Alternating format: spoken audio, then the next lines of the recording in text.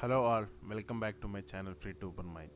In this video, we are going to see about the free will and destiny from the teachings of Bhagavan Sri Ramana Maharshi. Before going into the video, please watch the video about karma I have already made. The link in the description below for better understanding. And don't forget to subscribe my channel and press the bell icon near it so that you don't miss any of my video updates.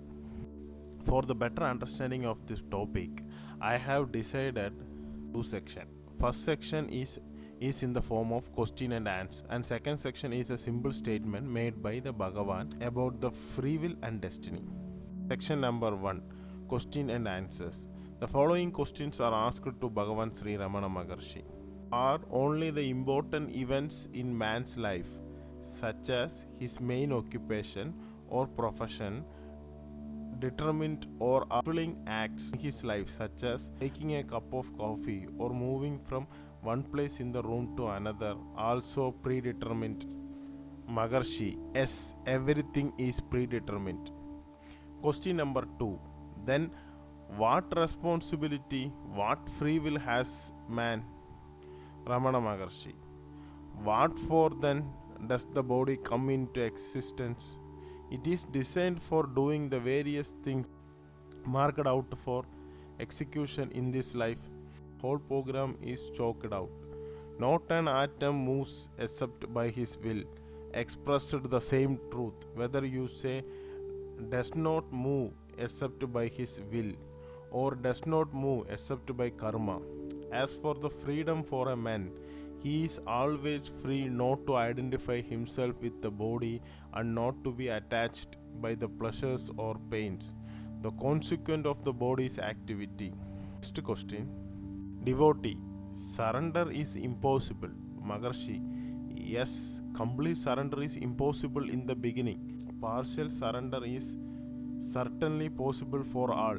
In course of time, that will lead to complete surrender. Devotee: partial surrender, well, can it be undo destiny? Maharshi: oh yes, it can. Devotee: is not destiny due to past karma? Maharshi: if one is surrendered to God, God will look to it.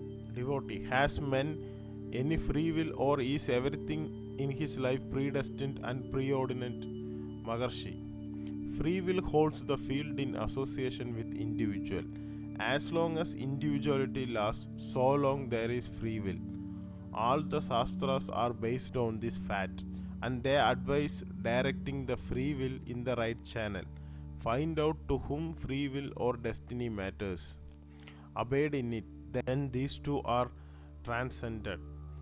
That is the only purpose of discussing these questions. To whom do these questions arise? Find out and be at peace. Next question. Devotee: what is the relationship between my free will and the overwhelming might of omnipotent? Is omnipotence of God consistent with ego's free will? Are the natural law consistent with God's free will? Maharshi: yes, free will is the present appearing to a limited faculty of sight and will. The same ego sees its past activity as failing into the course of law or rules, its own free will being one of the link in that course of law. The omnipotence and omniscience of God are then seen by the ego to have act through the appearance of his own free will. So he comes to the conclusion that ego must be go by appearance.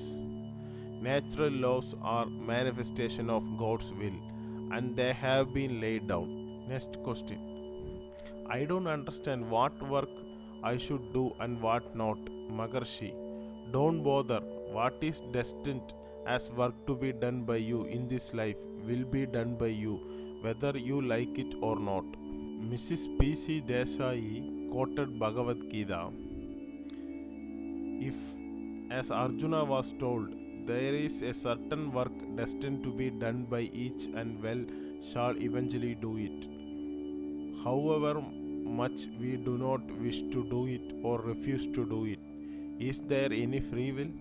Ramana Maharshi answered, It is true that the work meant to be done by us will be done by us, but it is open to us to be free from the joy or pains, pleasant or unpleasant consequence of the work, but not identifying ourselves with the body or that which does not work. If you realize your true nature and know that it is not you that does any work, you will be unaffected by the consequence of whatever work the body may be engaged in according to destiny or past karma or divine plan. However, you may call it, you are always free and there is no limitation to that freedom. Next question. Is there a destiny, and if what is destined to happen will happen, there will be any use in prayer or effect, or should we just remain idle? Ramana Maharshi. There are only two ways to conquer destiny or be independent of it. One is to inquire for whom is this destiny and discover that only the ego is bound by destiny and not the self, and that ego is non-existent. The other way is to kill the ego by completely surrendering to the Lord, by realizing one's helplessness and say all the time, not I, but thou, O Lord, and give up all the sense of I and mine and leaving it to the Lord to do what He likes with you. Surrender can never be regarded as a complete as long as the devotee wants this or that from the Lord. True surrender is love of God for the sake of love and nothing else, not even for the sake of salvation. Next question. The present is said to be due to past karma. Can we transcend the past karma by our free will? Now, Bhagavan Sri Ramana Maharshi answered, see what the present is, as I told you, then you will understand what is affected by or has a past or a future, and also what is ever present and always free, unaffected by the past or future or by any past karma. Now we are moving into the section 2. In this section, we are looking into the different statement made by Bhagavan Sri Ramana Maharshi. Statement number 1. Free will and destiny are ever existent. Destiny is a result of past action. It concerns the body. Let the body act as may suit it. Why are you concerned with it? Why do you pay attention to it? Free will and destiny last as long as the body lasts. But wisdom, that is jnana, transcends both. Self is beyond knowledge and ignorance, happen as a result of one's past actions, of divine will, and of other factors. Statement number 2. Whose will is it? It is mine. You may say, you are beyond will and fate, obeyed as that, and you transcend them both. That is the meaning of conquering destiny by will. Fate can be conquered. Fate is a result of past actions. By association with the wise, the bad tendencies are conquered. One's experience are then viewed to their proper perspective. Statement number 3. I exist now. I am the enjoyer. I enjoy the fruit of action. I was in the past and shall be in the future. Who is this I? Find this I to be pure consciousness, beyond action and enjoyment. Freedom and happiness are gained. There is then no effect, for the self is perfect and there remains nothing more to gain. Next statement. So long as there is individuality, one is the enjoyer and doer, but if it is lost, the divine will prevails and guide the course of event. Individual is perceptible to others who cannot perceive divine force. The restriction and disciplines are for other individuals and not for the liberated. Next statement. Free will is implied in the scriptures, injunctions to be good. It implies overwhelming faith. It is done by wisdom. The fire of wisdom consumes all action. The wisdom is acquired by the association with the wise. rather its mental atmosphere. Next statement: make no effort either to work or to renounce work. Your effort is the bondage. What is bound to happen will happen.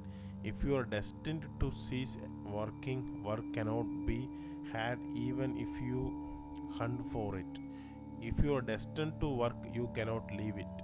You will be forced to engage in it. So leave it to the higher power. You cannot renounce or hold as you choose. These are the important statements made by Bhagavan about free will and destiny.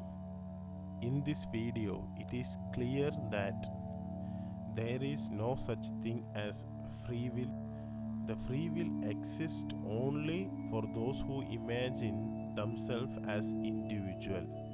But if you lose the self-identity, that is the ego, there will be no one to claim that this is the free will.